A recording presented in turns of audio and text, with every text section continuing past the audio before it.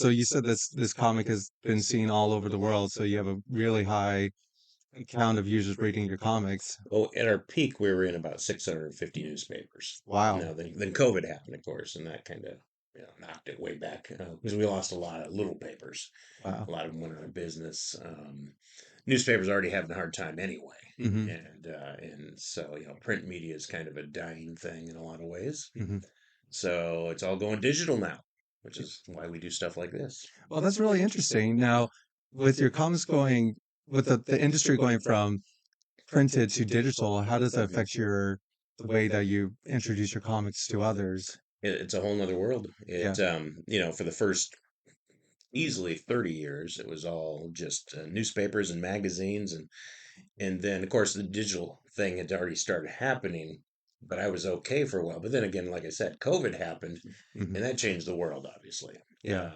it changed how we view things, how we intake our media and entertainment, and so I that meant I had to either adapt or die, Yeah, basically. yeah, and that's the conversation generally when it comes to the age of technology. Mm, Especially, I can imagine for you that's been doing this for 35 years, mm, you're probably seeing a whole change in the industry of how we view and perceive comic strips or in cartoons in general. mm. The culture has definitely changed, I'm sure, since the 90s. You Yeah, started in the 90s, 1991. 1991. Yeah, Yeah. I used to have to like when I would send. Of course, back then I was only in 5 newspapers, but I used to have to take my cartoons to go to Kinko's, Hmm. photocopy them all, and then send them into the newspapers individually. Okay. And I only had 5 papers, so it was no problem. Yeah. But boy, that was the old days. Back in the old days. Yeah, absolutely. So would you preferably say the old days were better than the current days, or is it just different? Uh, hmm. In some ways, it was better. I mean, it was growing up. The comics are very important. I mean, the newspaper comics, Mhm. especially on a Sunday. Most people can identify with that. Anybody, well, of a certain age. On a Sunday morning, you get the comics, you lay on the floor, and the sunbeams coming through the window, and you're reading the comics. Um, that doesn't happen much, especially for this latest generation. Mhm. It's all digital. So I miss the old days, the when even all the kids would read the comics in the newspaper. Nowadays, kids don't read comics in the newspaper. It's I all don't done, think but kids read. yeah, that's part of the problem. Now they will read comics on a computer, Right. which is why I've had to adapt in a lot of ways. And it's not just the kids though. Um, Most adults don't even get newspapers anymore, That's true. and so I have to reach them somehow. And so I've really jumped into the digital world as much as I can. Well, and I got a lot further to go too. I mean, I'm just touching into it. Yeah. Yeah, I can imagine it's definitely a dichotomy change when it comes to, printed and digital format, that's for sure. Yeah, Yeah, absolutely. And especially the way that consumers consume media now, it's more of a subscription base. Come to our comics yeah. and you get to subscribe to uh, our unlimited resources of Hmm. previous comics, Yep, right? Our timeline of comics. yep. That's exactly what I do. I have a Patreon page, Okay. and that's got the patrons, whoever. It's like $5 a month, Hmm. and they get access to the entire archives, thousands of strips, and then they get all the new strips weeks in advance before even the newspapers get it. And Interesting. also, I interact with people, and I also put up different stories. Interest hate mail. When I get hate mail, I Oh, love to that put must be that up good. there. Yeah, That yeah, must be good. yeah. So Patreon's been really fun. I get to interact with people it's more personal because these are people that have invested in you. If they're going to spend $5 a month, even though it's not much, they're investing in you, and Absolutely. that way if they're texting you or emailing you back and forth, I mean they're usually a lot more interested than somebody who's just maybe on Facebook for free and typing out some sort of random comment to you. Yeah, Yeah. absolutely. And I can imagine the interaction is actually really fun too. Be Mhm. able to interact with the Patreon members Yeah. to be able to put up your hate mail. I can Oh imagine yeah. so far I have gotten a little bit of hate mail. It's not that much hate mail, but I get some negative comments, Sign of which success. I always think it Yeah. is a sign of Hmm. success because if people hate what you're doing, Hmm. that means that you must be doing something right in some ways, right? And I Well, it love it. depends. Yeah, yeah. And as long as not everybody hates you, Yeah, then you're not doing something right. there But has yeah, to be a population yeah, that likes you, and there also has to be yeah, a population that hates you. yeah. And I definitely say that interactionness of having individuals, comment on your work is actually very Mhm. fun thing to go through. It's because you weren't able to have that back in the 90s. I'm sure not as much or not as instantly, I would Oh yeah, not prefer instantly. to say. I used to get letters, actual letters, hate mail. It was legitimate hate mail. Now, 99.9% of the feedback I do get is all happy and good, which is, Yeah. that's what I expect. That's what I want. Yeah. Um, but I have learned there are people out there who just want to be angry Oh, and absolutely. they enjoy it, and Hmm. they're bullies quite often. The keyboard warriors. Yeah, they're jealous Hmm. or they're just unhappy people who try to, they don't have any power in their own lives, and so they figure being cruel to others is the way to go, and it Yeah. gives them a feeling of like power. Empowerment. Yeah, Yeah. sadly, Absolutely. very sadly. So usually when I do get a negative comment, it's about something. Quite often it'll be like somebody's offended by a cartoon, Hmm. but quite most all the time it's something they found offense to that wasn't even in the strip or wasn't even. It's just like they assumed something Yeah. and they read they read somewhere in between the lines Hmm. what the cartoon was supposed to mean or who it was geared towards, and it's always weird. I love getting hate mail now You do. because like I said 99% is all good, so Yeah. that makes me feel happy. but It's the balance. it's the hate mail that I love to share it with all the other readers, Hmm. really, because people love to to see the actual the actual behind the scenes stuff. Right. Yeah. So do you have a particular hate mail that you remember at the top of your head that always gives you the laughs? There's several the biggest one that caused the most trauma in my life, and this has happened in 1997. So I was relatively new. I was Oh, only doing yeah. it for 6 years, 7 years at that point. Um, I ran a comic strip. It was a single frame, and it was just a bunch of beavers wearing hard hats. And one of the beavers had a sign that said "Dam in Progress," and they were all just sitting around drinking coffee. None of the beavers were working, Okay. except for one little beaver with a hard hat is like chewing down a tree real fast, right?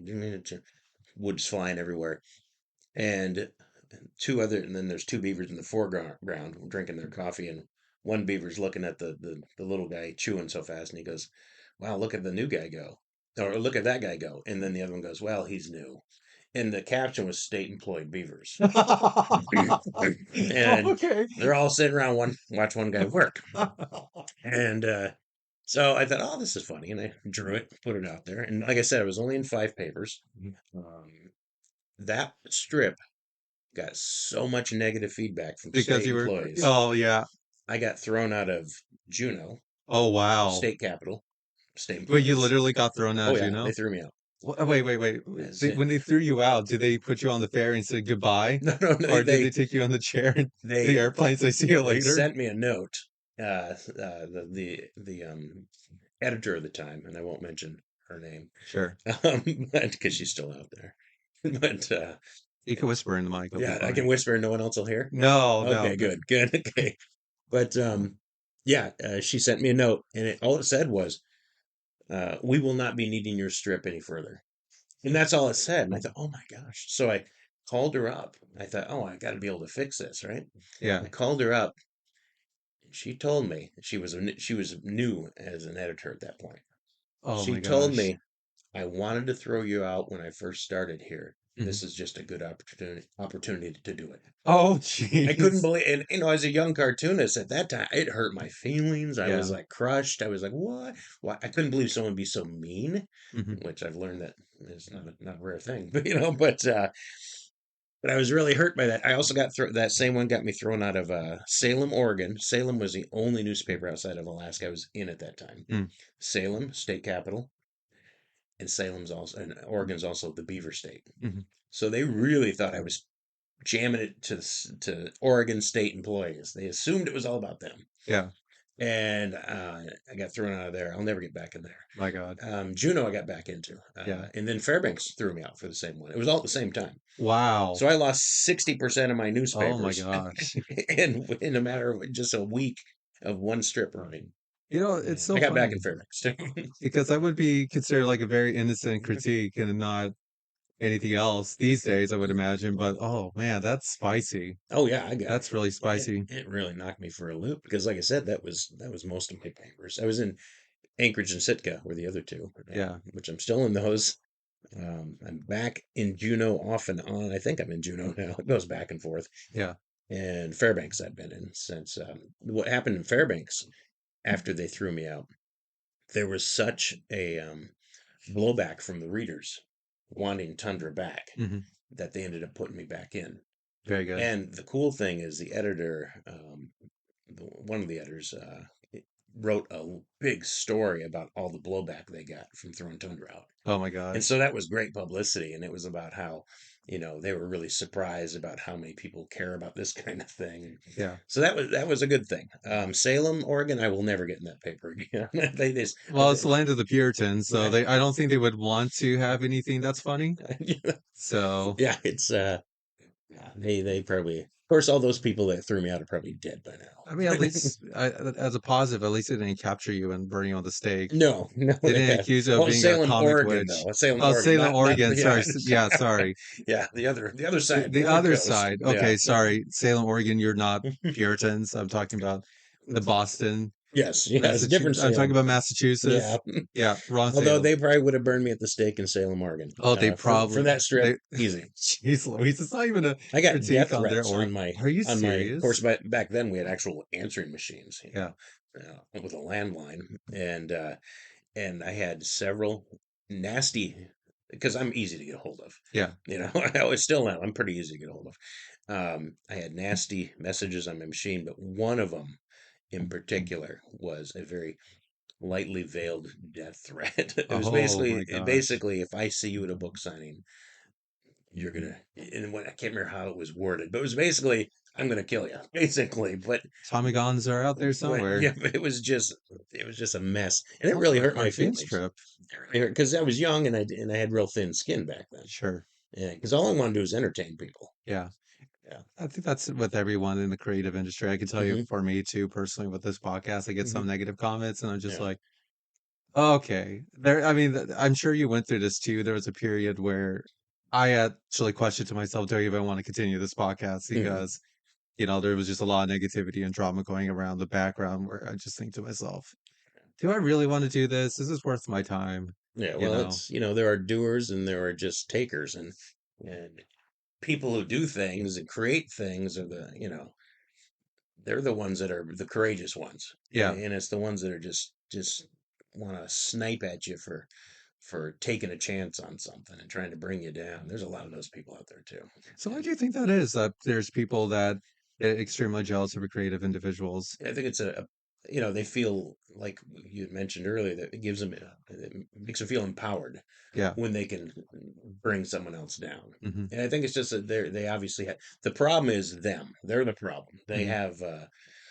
poor self-image of themselves, lack of confidence, and I think that's the majority of mean people. Yeah. And that's why people are just mean because they're just not happy with themselves or their lives or whatever, and they figure by taking other people down, it's going to help them feel better. And maybe it does in a sad way. It makes them feel better. It's just not a good way to live. Yeah, perhaps. Honestly, with anything with a creative endeavor and putting yourself out there like yourself, it's always makes one vulnerable, I would say. It's a Hmm. vulnerability thing because I'm sure when you're drawing your Tundra comics, we're peeking into your psychic a little bit of how Hmm. you feel and perceive the world, Yeah. so that comes up in the interpretation for criticism. So, Hmm. when you're doing your comics and the readers are like, do I really agree with this or disagree or do I hate it? Yeah. It becomes almost a personal, especially when, as you say, when you were beginning, it becomes a personal issue because like, I put my work and my heart and soul into this. Hmm. Well, And yeah, that's what I love about any form of media, like, cartoons or books or movies, mhm. is that it comes open to the criticism of other people and how they perceive, and you really don't have any control over that, and you just Well, have to kind of take the blows of where it comes from. yeah. But as you said, you that was a big blow for you, and it seems like because of this big blow, people came rallying to your defense Mhm. for the Tundra comics, and is that how you got back on the horse with the Tundra comics coming back? Well, I got back into Fairbanks because of the people, and then a little bit. So I got back in Juneau too for the same reason, but it wasn't quite as pronounced as Fairbanks was. Yeah. And yeah, that made me feel like, okay, people are actually reading my stuff. Mhm. And not only that, they must like it if they're going to take the time. Again, this is back before emails, pretty much before emails. No People AOL. had to write letters and actual send it to the newspaper to say, hey, put Chad back in, put Tundra back in, or phone calls. It's so much easier now. If you hate something, it's you shoot off an email to the editor. Boom, it's done. Yeah. You don't have a lot of skin in the game. You didn't have to handwrite it, put it in an envelope, put a stamp on it, and all that. It's a lot easier to complain Oh, absolutely. Because there's a now. whole platform. It's called Reddit these days. Oh yeah, You can complain anything you want and get away with it. yeah, Yeah. It's the anonymous internet keyboard warriors. yeah. That's Oh for yeah, sure. yeah. People are much braver when they're anonymous. Yeah, Absolutely. and that's sad. That is really sad. It's kind of funny too. I don't know if you subscribe to the Alaska Tea Spill page, but Mm-mm. yeah, there's a Okay. page on Facebook called the Alaska Tea Spill page, which one of the administrators is going to come on and talk about that. But there's so many people that post about their own drama on Mm-hmm. this Tea Spill page, which Yeah. is actually really funny. Uh-huh. But they always put an anonymous user, and then people that are not anonymous go on and say, "Just show your face. If you're going to say this, just show your face." Right? Yeah. So yeah, I gotta tell you, it's a keyboard warrior mentality when it comes to your comics. Mhm. I'm sure it's a satire of, you know, people in real life. Is that an accurate statement? Oh yeah, it's the best way to get an idea that someone is gonna enjoy. Hmm. It doesn't always work for everybody, of course. One strip will be funnier to someone else than it was to this person. Is I try to do my strips where someone can identify with it. Yeah. And obviously, I use animals quite a bit. Hmm. And I basically you take animals, you put them in a human situation, and if it's something people can identify with, like, oh yeah, that reminds me of, my brother or my son. That reminds me of me, except that's a bear saying it or a moose saying it. And by making it an animal instead of a person, it makes it it just makes it funnier. Yeah. For just, and it makes it less it's easier to, even though I do get people offended, it's easier to not offend people if you switch out humans for people for animals. Interesting. So Yeah. that is that why you go through the process of using animals instead of humans? No, I use animals because it's actually it's kind of I gotta go back in time. Oh, please Okay, do. okay. I'm ready to go back to the 90s. Back in time, we're going to the 80s now. Oh, We're well, going I to the wasn't there. 80s. Even better. Back in the 80s. I grew up here in Alaska. Yeah. Went to Wasilla Mhm. High School, which is why I'm a cartoonist and not like an engineer or a mathematician or anything. Yeah. So, um, but I went to school in Wasilla, graduated high school in 1985. Now, when I was in school, I had my audience because I would draw cartoons then, but I had my audience were all my fellow students and teachers and everything. Interesting. After I graduated, I lost my audience. Everybody goes Okay. off in their separate ways, goes to college or whatever. And so I was like, I missed having an audience. And I always wanted to be, I did not always. When I was 10 years old, I saw my first Garfield book. Mhm.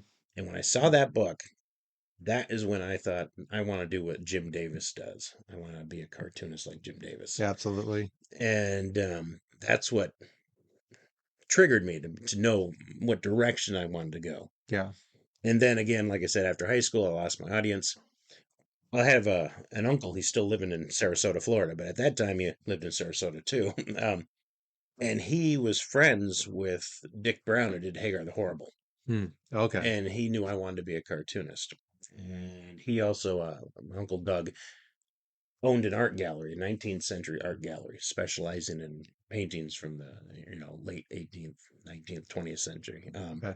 early 20th century. But so it had nothing to do with cartooning. But he said, "Why don't you move to Florida, work in my gallery, and we'll see what we can do about getting you on your career path to be a cartoonist." Interesting. Yeah. So that's what really helped you get started with your Oh yeah. cartooning Yeah. career. Yep.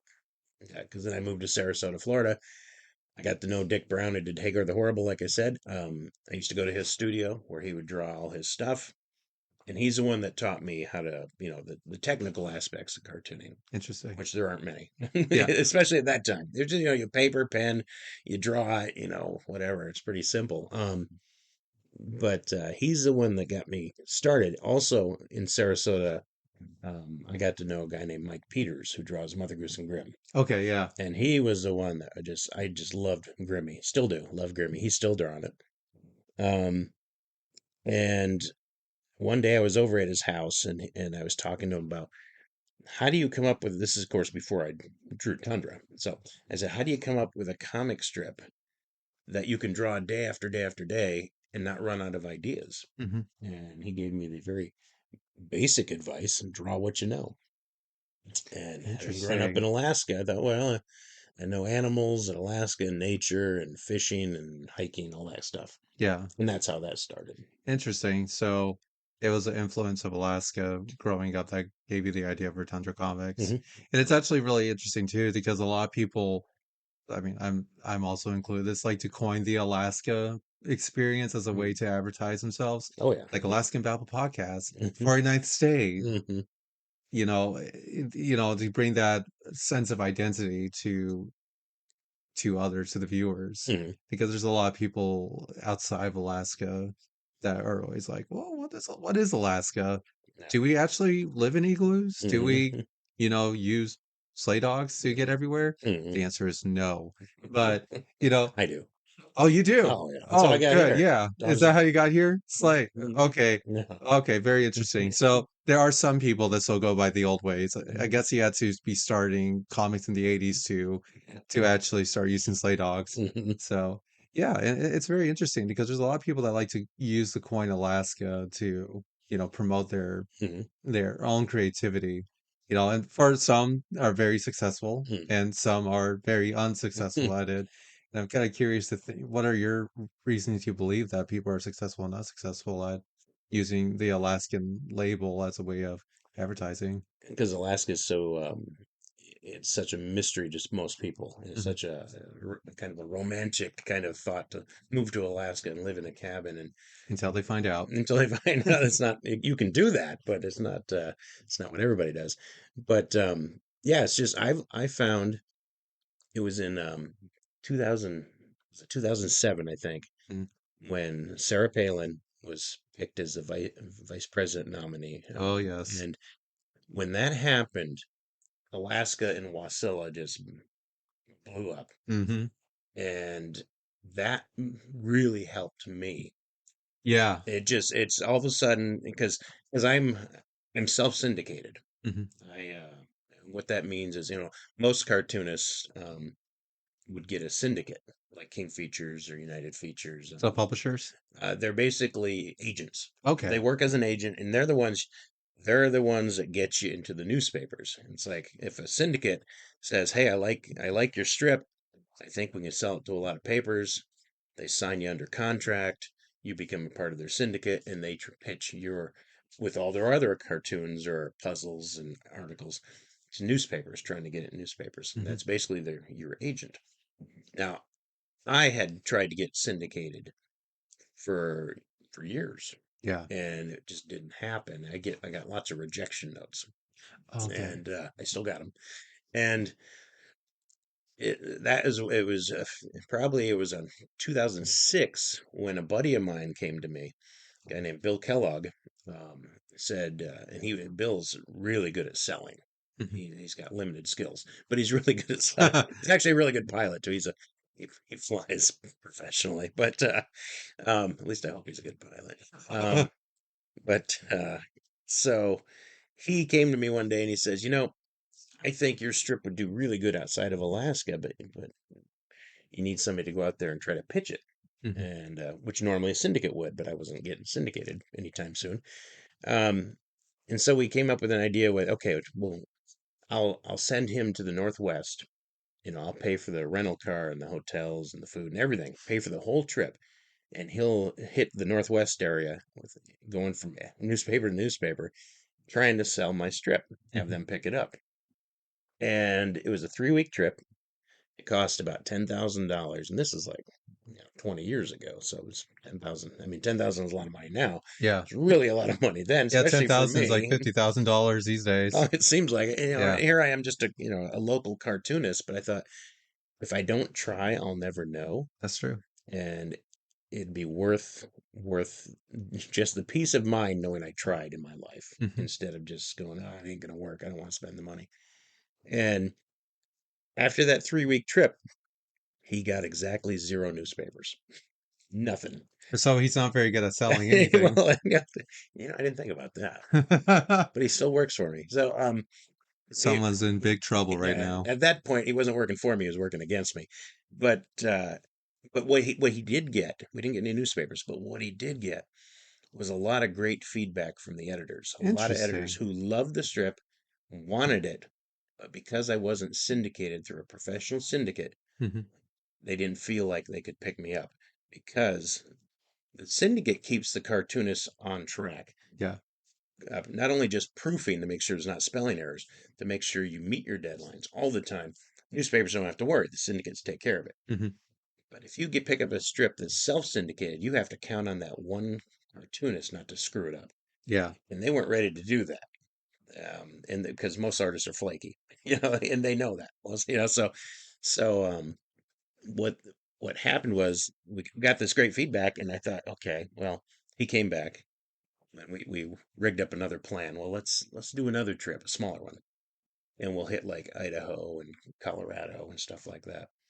And and it was I think that one was like a 2 week trip.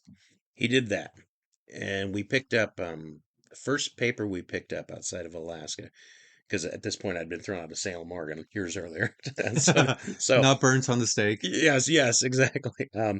First paper we picked up was Ogden, Utah, Hmm. and I was like, oh, that's a nice little mid-sized paper.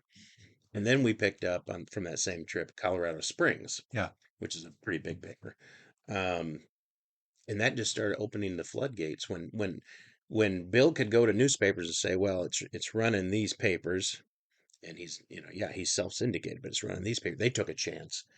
Other papers were a little more willing to take the chance as well. Interesting. Yeah, Yeah. so that was important that we didn't give up. We just had to grab a couple of good sized papers to start that ball rolling. Interesting. Very interesting. I've been recently reading a book called The Disaster Artist by Greg I forgot, I can't say his last name. He talks about, have you ever listened or watched the movie The Room before? Tommy Yes, Wiseau. Okay, yes, yeah. perfect. Yeah. So I'm reading his book right now, and he talks about how Did, Tommy, okay, so who wrote the book? Tommy didn't. Greg Christestero. Is he the one who wrote the movie, No, or is this a he wrote the book, he The wrote the book Disaster Artist, about Tommy? about making the movie. Okay, got it. Yeah, Yeah, and I love it. I've been yeah, loving it. I've been reading it, also listening to it while I'm at the gym doing my no, workout. And he talks about the sick a lot, and it, mhm, it just kind of jumbled my mind when you were talking about SIGs. So Tommy asked Greg, "How do I get a SIG card?" And he said, "Well, you got to do your own commercial or actually be in a shoot to apply for it." He's like, "Okay, I'll do it." that's a good impersonation. Yeah, I've been Yeah, practicing on it. yeah. Greg, I got SIG card, and he actually spent money doing his own commercial. And I think it's for street fashion, and Hmm. it's like, come to Fashion Alaska, Street Fashion California. It's so good, so great. And Greg is watching this VHS tapes, and he's like, "Huh, Greg, do you think commercial good?" No, yes, Tommy, it's great, it's great. But he actually was able to get a SIG card because he actually shot his own commercial.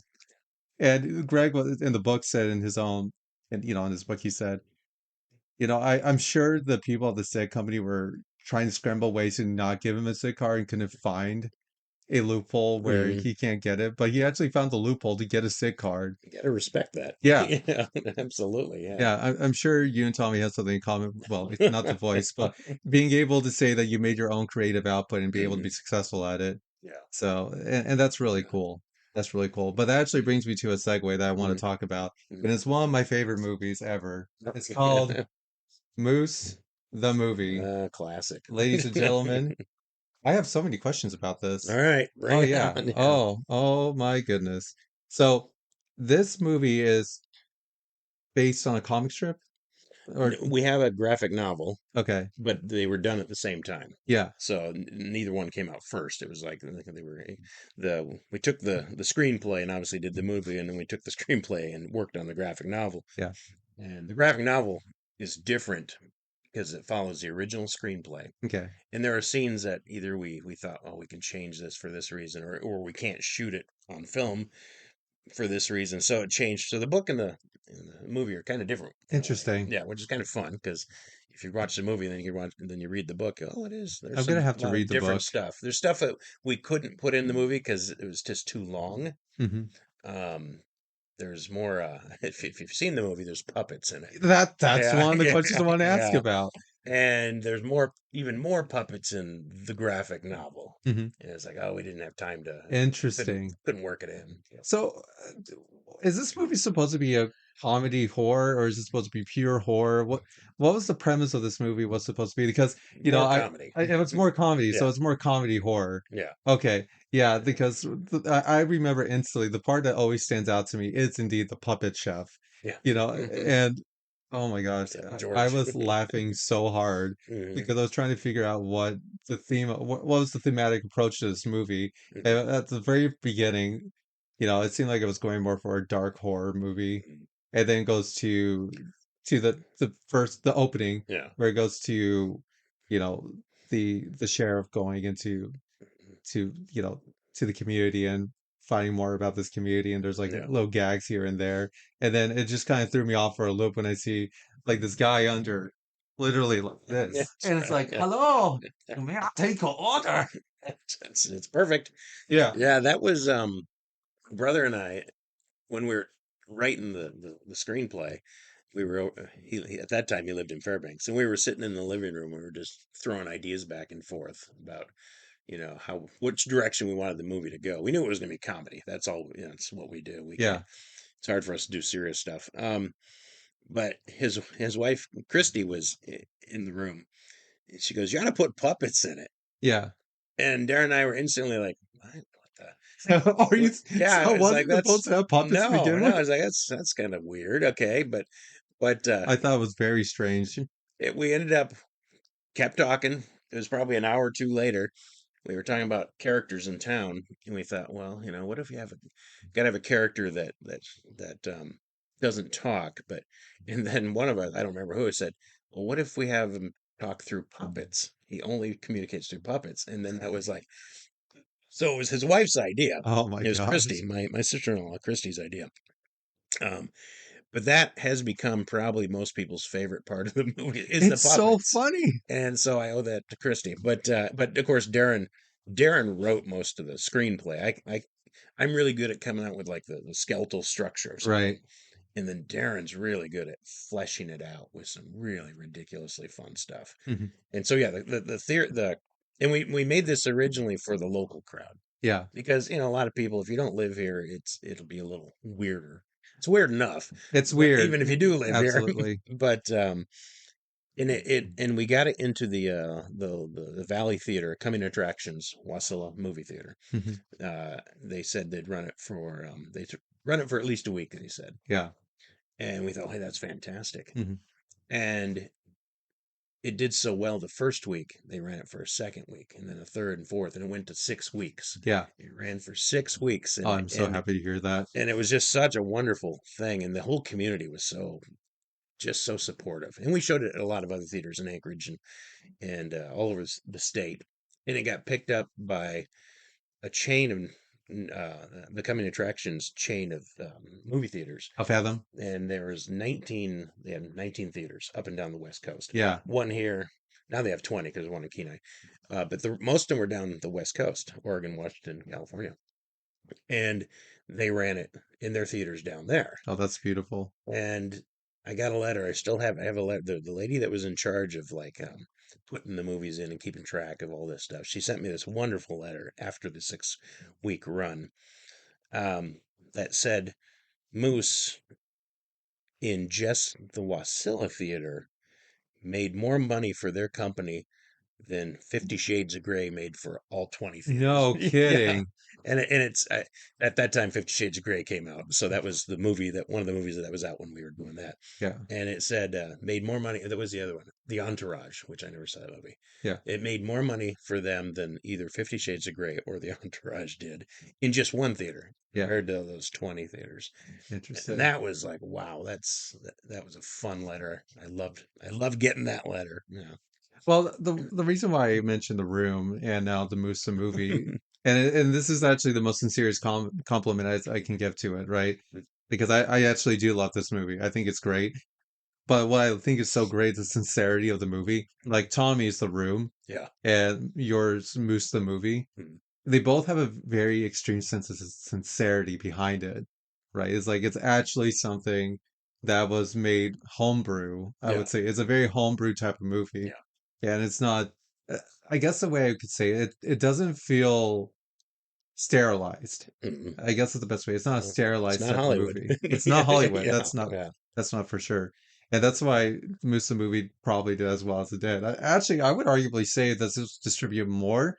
It could be kind of like The Room. Like it could have that cult following as The Hmm. Room if it was Yeah. more distributed elsewhere. Mhm. That's for sure. Yeah. And then maybe you'll get a call. Hello, Yeah. is this Right. Chad? Chad, this is Tommy. How you Oh doing? man.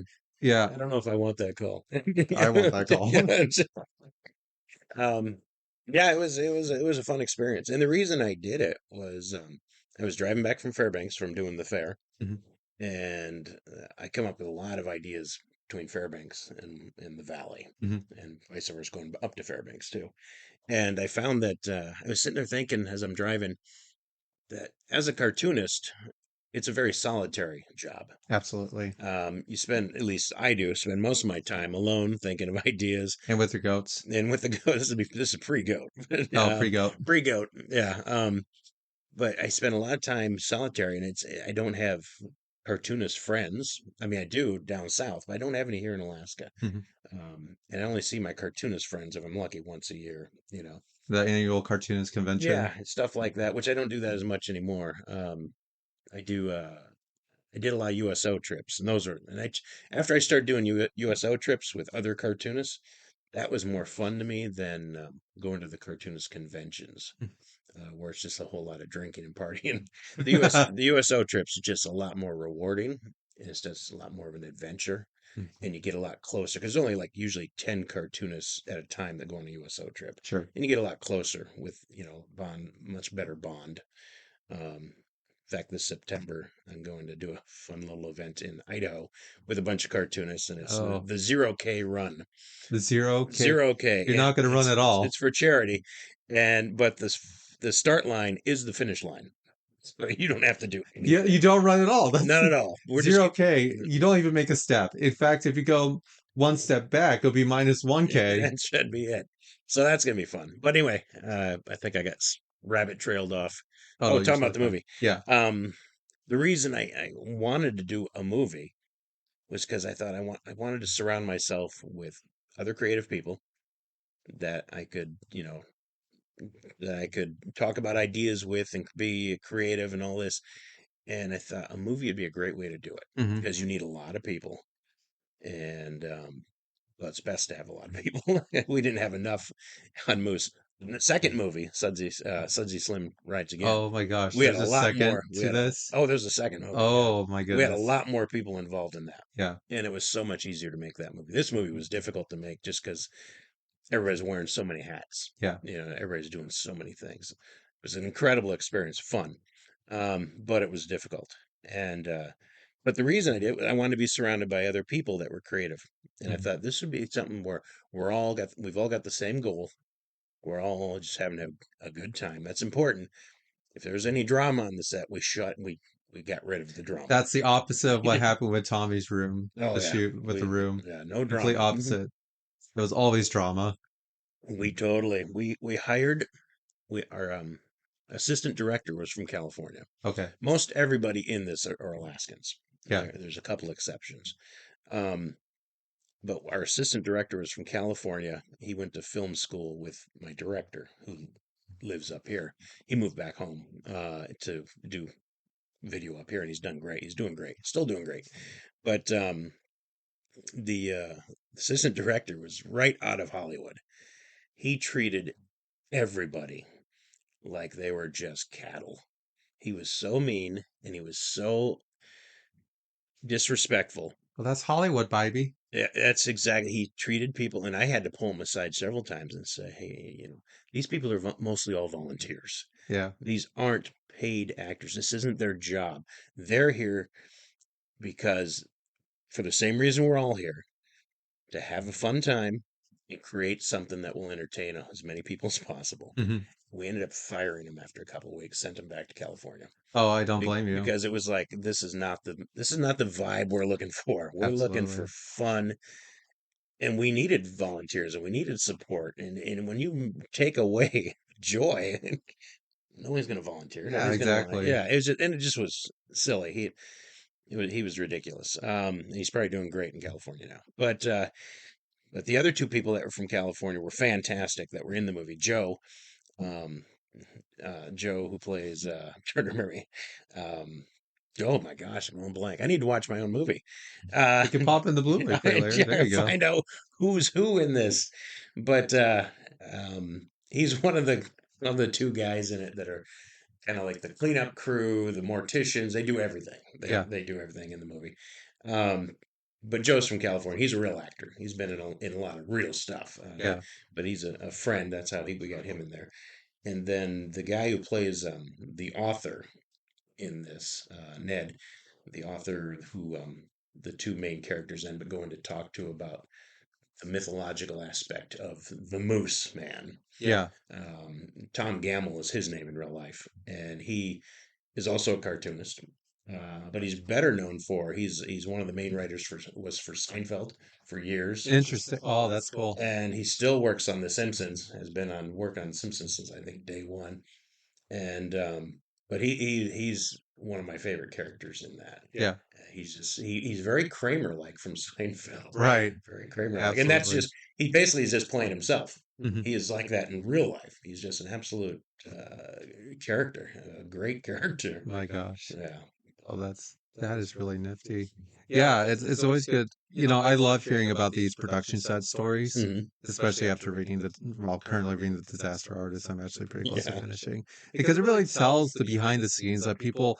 I would say most viewers watch the movie and they're able to criticize it very easily without actually knowing the background of the production of it, right? Oh yeah. Because there's so much that goes into making a movie. Yeah. I didn't even know half of it until I started listening to the book, Hmm. The Disaster Artist, and also really peeling in to see, oh wow, this is actually how this works, and then this is how that's supposed to work. And if you have a dramatic set, like you were talking about the Yeah. individual from California, then yeah, it becomes very much an unworkable work environment. And I Yeah. could say from the Disaster Artist perspective, when Tommy every time he was very literally disastrous, and so many people actually quit on him because he Hmm. was being so unreasonable. Yeah. It's my movie. People watch it. Yeah, it's just Yeah. terrible, terrible Yeah. stuff.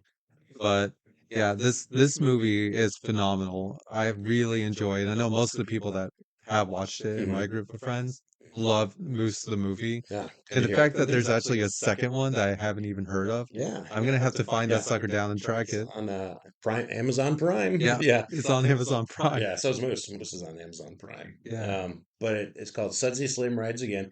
It's not a sequel, but it's in the same universe Okay. because Gangrene Gulch, which is a town in Moose, is Mhm. mentioned in the second movie. You actually see her in kind of a crowd shot. Interesting. Our main lady there, Chantel. So it becomes an anthology and Yeah, there's just a little touching. The Musator is in the second movie. interesting. You just got to watch for him. Yeah. Yeah. So yeah, it's the same universe. Um, we filmed that one all up in Hatcher Pass. It's a beautiful movie. Oh, absolutely. It's a absolute our cinematographer. Yeah, cinematographer. Yes. Sounds Cinematographer. like I was saying cinnamon there. I kind of was. I do want a cinnamon Yeah, roll yeah, now. that's right. I just had one last night. So rabbit trailing. So he was fantastic. Yeah. Mackenzie is just an incredible photographer. And so it's a beautiful movie, and it's really funny. and it's about basically it's a small town called what do we call it? Scratcher Pass, Scratcher Patch. because it's all It's off a Hatcher Pass. yeah, Okay. Scratcher Pass instead of Hatcher Pass. Where's this located at? You'd never guess Hatcher Pass. Oh, Yeah, whoa. yeah. And Independence Mine is where all the buildings are up there. Yeah.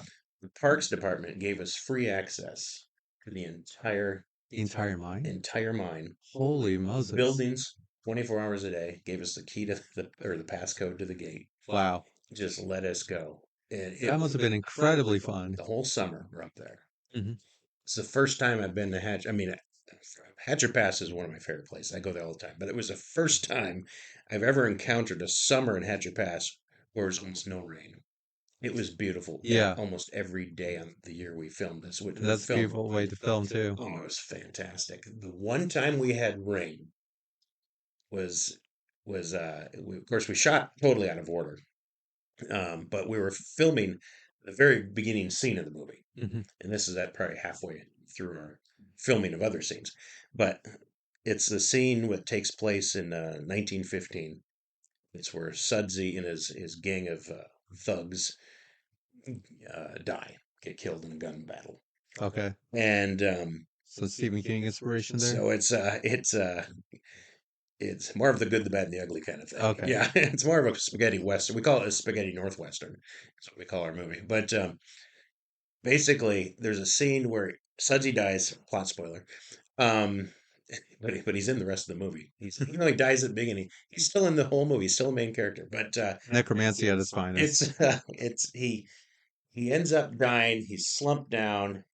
The whole time we're filming everything, it's beautiful and sunny. The gun battle, everything, beautiful and sunny. Clouds come in right when we're getting ready to film the final part of this scene.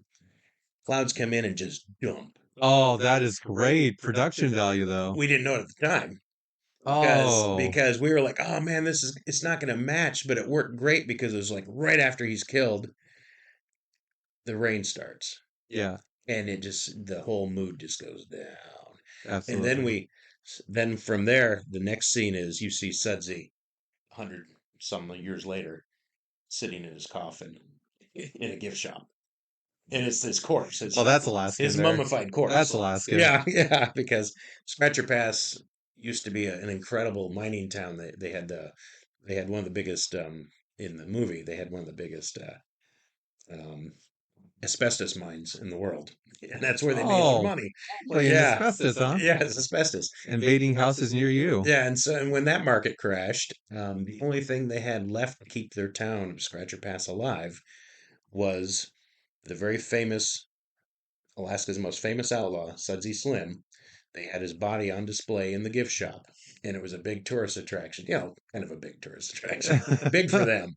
And you could go buy all these knickknacks and stuff, coffee mugs, Sudsy coffee mugs, and keychains, and all this stuff. Even Sudsy Slim beef jerky, Oh God, which I still got made some from of the that. body of Sutsy Slim Yeah, you himself. don't know what it is, but anyway, everything was in the gift shop when you see the movie. It's all Sudsy Slim related. And there's Sudsy just standing up in his coffin with the lights on him. And then we have people like in the movie having photos taken with Sudsy and all this kind of stuff. And that's how it goes. And basically, two convicts from the prison cross the mountain escape. Mhm. And they end up stumbling into Scratcher Pass. And the only way out of Scratcher Pass is by a airplane. And so they realize they need to get a plane, but they don't know how to do it. So they realize that Sudsy, after some kind of poking around town, realize Sudsy is very important to this town. And so they think if we kidnap Sudsy's body, we can hold him for ransom And we could also have a lot of jerky. to get some money, and get out of here, get a plane trip out of here. So that's where it goes from there. And so Sudsy is in the whole movie being thrown around like a rag doll. Oh my God, Yeah, I need to watch this movie. yeah, That's gonna be on my list of things to do this today is good, watch this movie. good, yeah. Yeah. The production value, some people like Moose better because it's more home, like you said, home brewed. Yeah. Production value of Sudsy is much higher. We learned a lot from Moose. Hmm. We had we had more money to put into it because Moose was successful, so we could roll it over. Um, it's more like a real movie, which I love that. Hmm. But you'll notice the production value has gone up quite a bit Okay, from this to that, and so that sometimes that's good, sometimes it's bad. But I love Suds. Suds is my favorite of the two. interesting.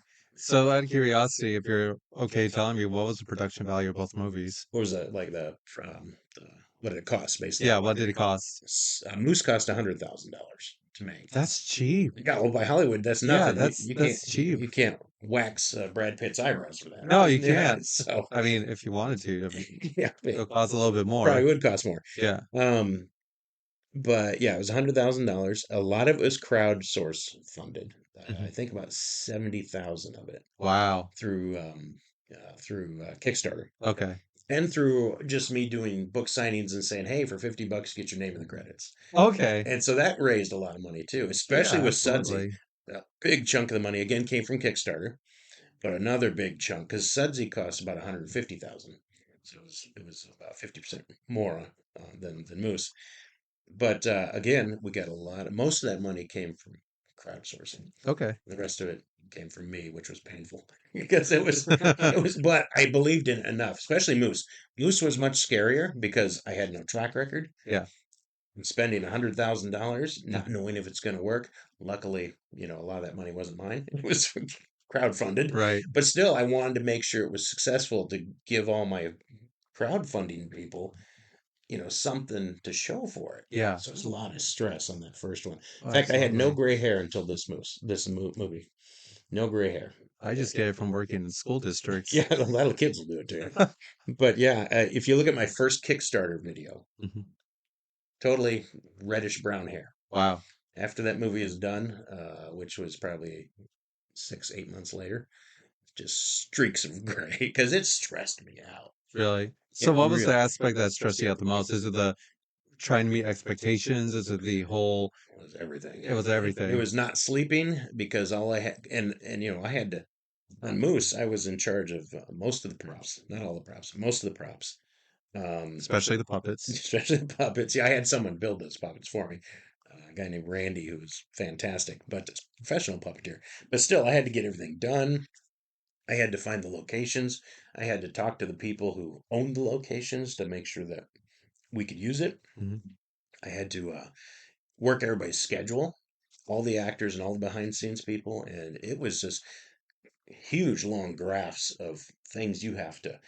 It's like a puzzle. You got to piece it together, and if you're missing one piece on a certain day, it won't work. If Yeah. this actor can't make it, it won't work. If this behind the scene, if this cameraman or this, sound guy can't make it that day, it falls apart because Mhm. we didn't have like a big pool of okay, we can't we got a bunch of sound guys. Let's grab one of them. No, he said we got one that we know and that we trust. Jeremy, Jeremy is his name. And if we didn't have Jeremy that day, well, we just couldn't film. Yeah. Or we had to move on and film something that didn't require sound or something. I could absolutely relate to Yeah, that, especially when it's your own baby. Like that's I'm sure exactly it. Moose the movie was your own Oh baby, yeah, so it yeah. comes with It's that an ugly stress. baby, but it's a baby. Oh, I don't know if it's ugly. I think it's unique. It's a funny looking It's a funny looking baby. baby. There you go. You know, I could say even in my own standpoint of doing this podcast is it's very much my baby. So Oh I'm yeah, very hyper anal of how things run and how yeah. I'm gonna make things work. Yep, you take it And personally. You're yeah, protective. Yeah, I have people come up to me. Again, most feedback is good, but every now and then somebody will come up to me and they will say, "Oh, I tried watching your movie. I didn't like it." And my line that I use is, "Are you calling my baby ugly?" That's what they're I say. probably And it unique looking. and they really usually they'll kind of figure out, oh, kind of am. Someone who makes a movie, they put their heart and soul into it, Hmm. and I'm a lot more.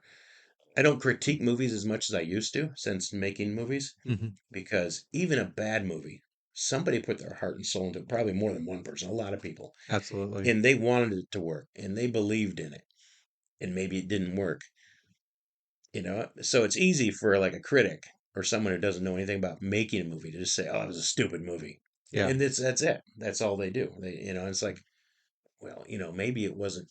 Maybe you didn't like it, Hmm. but there's a lot of people out there that probably did. Yeah. Well, My it's like anything. It's subjective. Mhm. Any artistry is subjected to the eye of the beholder.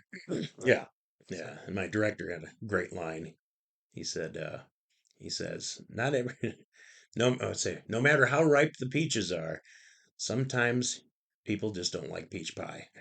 And it's basically like, That's good. it's not for everybody, That's good. It's not for everybody. Yeah, no, I totally agree with that. But again, I think what makes the movie so good, in my opinion, is that home brewy, this was made locally type of feel, you Yeah, know. So definitely made for the, that's definitely what I appreciate about it.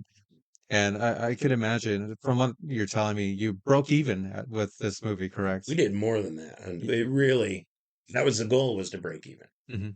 But it really went beyond that because, the DVD sales were so good for years. So that was important. DVD sales also in theaters, and DVD sales and Blu-rays were number one and two ways to make the money back. Yeah, Um, since COVID, DVDs are pretty much a thing of the past, yeah. mostly. Theaters are even kind of a thing of the past. It's getting pretty scary, It's especially with all this streaming. Netflix acquisition of Warner Brothers. Hmm. Have you heard of that? Haven't heard anything about that. Yeah, No. Netflix is acquiring Warner Brothers Mhm. and HBO Max and all that shenanigans, Yeah. right? So a lot of people are very afraid that that would be the end of movie theaters because everyone knows Netflix, they want to do streaming first and Yeah. anything with movies later, Mhm. which is scary for me because I love the movie theater. Yeah. Like going to the movie theater is not just about me watching a movie. Hmm. It's an experience Yeah. for me, you Yep. know. And as you said, with streaming services, becoming more of a mainstream thing. Actually, I would like to argue call them the modern cable company. Hmm. You know, we're losing that.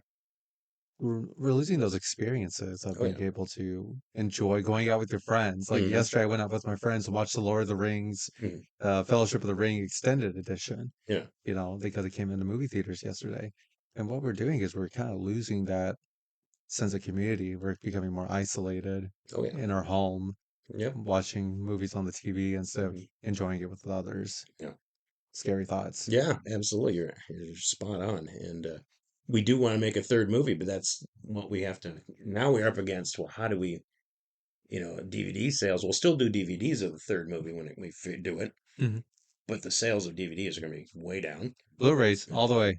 Well, we'll do Blu-rays too, but even that's nothing like it used to be. True. And theaters, well, I'm sure we'll get it into theaters, but it's not going to be like it was back then. Mhm. And so we need to figure out, before I do a third movie, how can we make money back, at least to break even. That's always my goal, is to break even. Mhm. But Moose and Sudsy have done well beyond that, which is really nice. But and the yeah, so I got to figure out how to maybe have the movie, have the ability to have the movie streamed directly from my website, where Yeah. people pay, $7.99 to get it or whatever. Cut out the middleman. Mhm. I'm gonna have to, just like I did with the rest of my career, I have to go digital, Yeah, and I'm gonna have to do the same thing with, before I can justify making a third movie. How can we make our money back streaming? absolutely.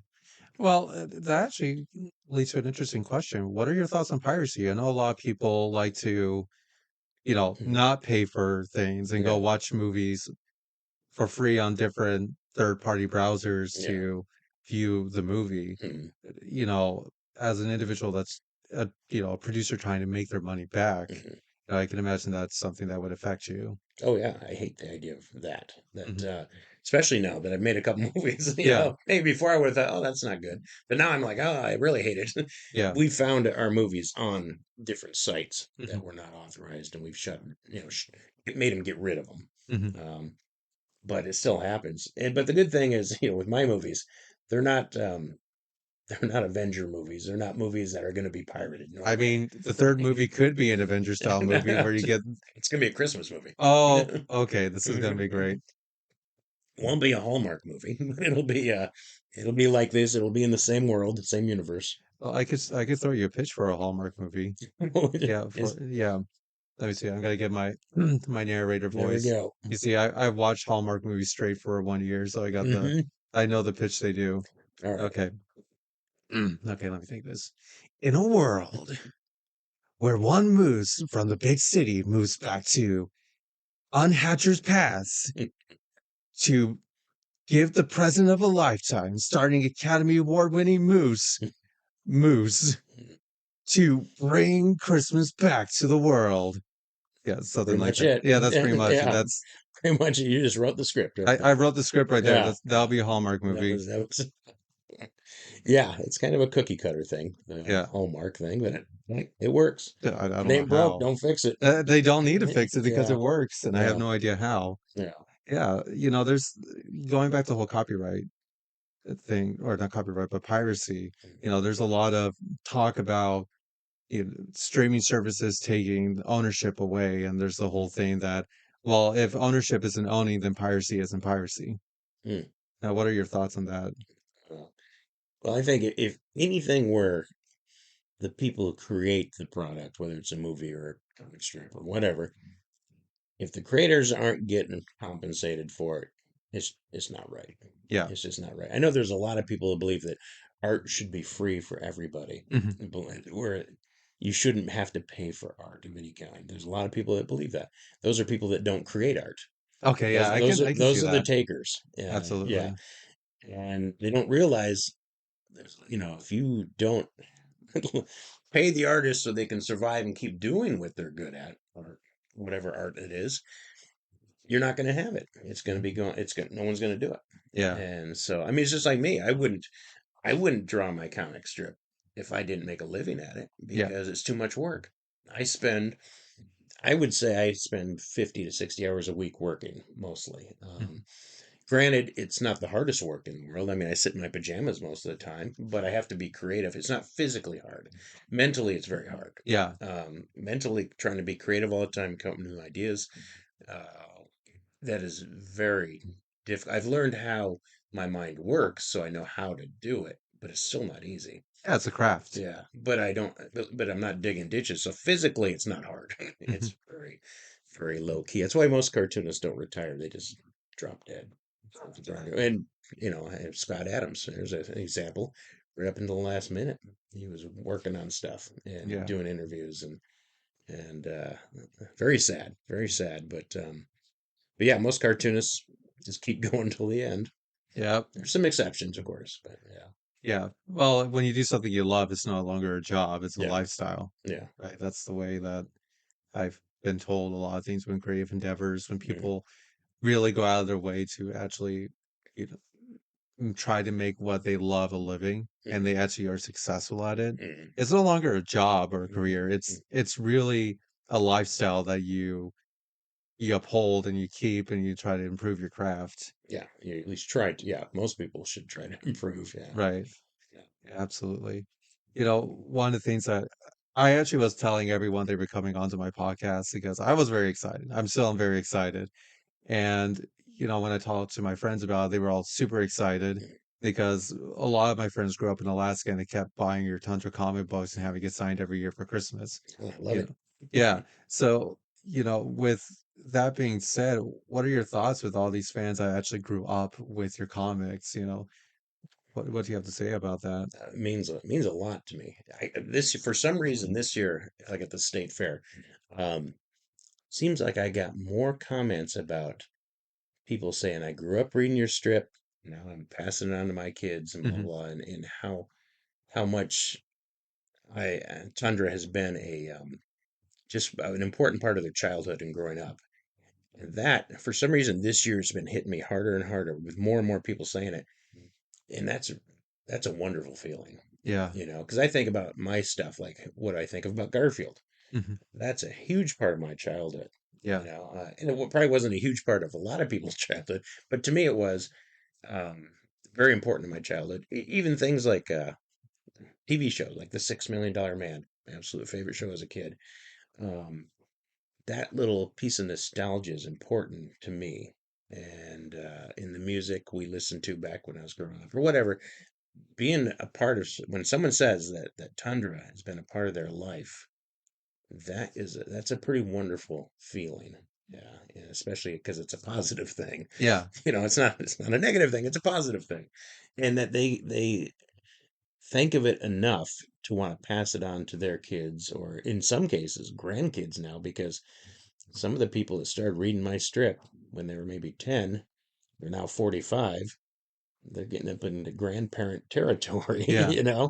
Um, it's pretty wonderful feeling. Hmm. Yeah, pretty wonderful feeling. Oh, it must be a wonderful thing leaving a legacy behind that's a positive impact to the culture as a whole, right? Hopefully. Yeah, I think Who so. knows what's going to get canceled in 20 years? Well, I Yeah. hopefully I don't think your comics are going to be canceled. Yeah. At least if they, I'll say this, if they were going to be canceled, they would probably have been canceled already.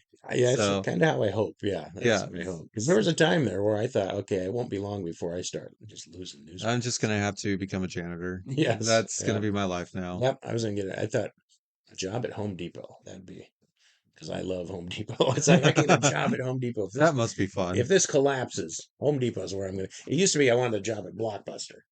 Oh yeah. That was Oh my yeah. oh, I want a job at Blockbuster. Oh Now it's God. Home Depot. Rest in peace, Oh my Blockbuster. gosh, I miss speaking of things that you're losing movie theaters. We lost, of course, Blockbuster. That was a big kick. That was their own fault. That No, was that yeah. was their own Didn't fault. they have a chance to buy Netflix? They tried to buy Netflix Hmm. and they didn't. Yeah, Netflix was like, "Hey, you want to buy us?" And Blockbuster's like, "Yeah, nah." yeah. So that's totally their fault, and I 100% agree. I miss Blockbuster. Yep. I miss the experience of going to a movie rental place and Hmm. being able to look at the different movies and say, "Oh, hey, I want to watch this one Yeah. today." In fact, one of the stories that really comes back to me when I think of Blockbuster, and I'll try not to go down that rabbit hole too far.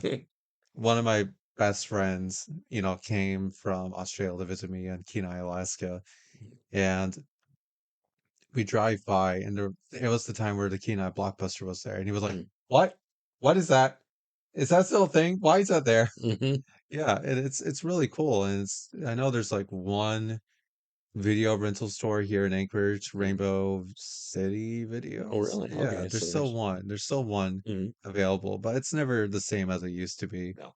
And No. I feel like we're kind of losing the soul of, community engagement these Yeah. days due Yeah. to the rise of, man of God, I feel like Uncle Grandpa talking about Yeah. the evils of the internet, which is not totally true, but Hmm. there is a truth that's that It's we're a losing. double-edged sword. It's a double-edged sword. We're losing the community engagement, which, Yeah. again, why did Moose the movie do successful is because a lot of people really want to see this movie succeed and they were Hmm. able to be a part of that experience. Yeah. So, when you're talking about how do I make a third movie, and I'm sure you know this as well, it's just advertising and marketing, and I know that I know this for a fact, if you made a third movie, people are going to watch it. Yeah. Yeah. I think we've got enough of a built-in audience from the other two movies that I'm not worried about that. It's a matter of again, just it's blunt, but finances. Yeah. It's all about the money. It's not about me making money. I don't care if I want to just break even. Hmm. I'm not worried about making money. I just want to make sure that I don't have to sell my house and sell my children and all that kind of stuff. I sold my kidney one time to make this movie. Yeah, I don't want to have to do that. Yeah, that's I know that's some people down in Anchorage that can help you with that. the kidney part. Oh yeah, Yeah, okay. If it comes down to that, yeah, downtown Anchorage. mhm. I'm sure there's someone there that can help you. Oh, I'm sure. Yeah, they live right next to the FBI headquarters. Okay, There's the FBI and then kidney donation center for money. I'll look it up. Yeah, you Yeah, should. that's right. I'll give you your I'll number. check their Yelp reviews. Yeah, yeah, exactly. Check their Yeah. Yelp reviews. Uh, Yeah. Do you have any words of advice for those who are wanting to break into the creative industry or become a cartoonist? well, if you yes, I get a lot of people say, my kid draws cartoons all the time. How does he get? And it's like the basic answer is digital. You don't even, if you can get into newspapers, great. Don't bank on it. Don't make that your only um, revenue inlet. Mhm. You're gonna want to go digital. It's a whole another age, as we've been talking about. As far as like making a movie, that's another one that's tough because, like I said, I have to figure out how we can do the third movie because all the old rules are gone. It's just a whole nother world, and so everything's changing, and it's adapt or die. Whether you're an artist, a musician of any kind, an actor, everything's adapt or die.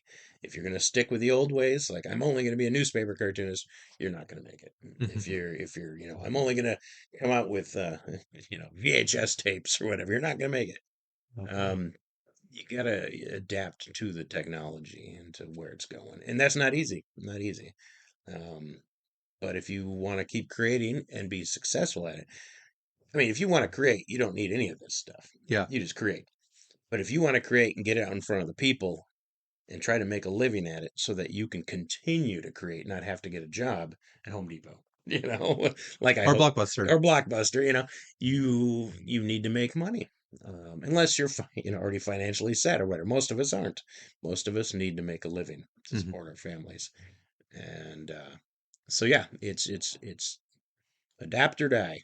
Don't be a dinosaur. Don't be a dinosaur. That's Hmm. a good way to end the segue. Well, Chad, I really do appreciate you coming on You and betcha. being a part of the set. It's been a fantastic experience talking to you.